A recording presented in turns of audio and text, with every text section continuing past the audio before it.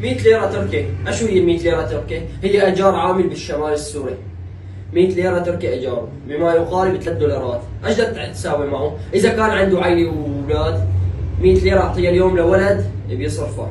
على شو بدنا نطلع نفرح انيتو بلدنا عم تتحسن من ناحية الجمال ايه؟ بس من ناحية انيتو عندك انت مليونين نسري ناسحين هدولي ومشردين بدك تنبسط اذا ما رجعت هدول على دورهم ورجعتهم على قراهم وبلداتهم وامنت لهم شغل يعيشوا منه، معناتها ما في مجال نفرح طاوي اذا ما تامنوا هدول الشغلات.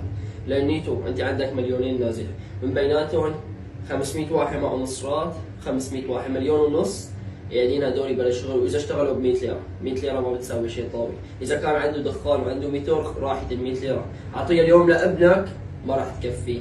هذا الكلام لجماعه المقاهي والمولات اللي عم يطلعوا بيحكوا ايه ليش عم تنتقدونا؟ عم ننتقدكم لانيتوا ما عم تشوفوا كميه الحزن اللي بعيون هدول العمال اللي عم ينزل من الساعه 8 الصبح ل 8 المساء وبيجي بيقول له بسيك هاي 100 ورقه، ما جد تساوي معه هاي 100 ورقه، لا بيضل بالدار ولا بيتعب جسمه كرمال 100 ورقه.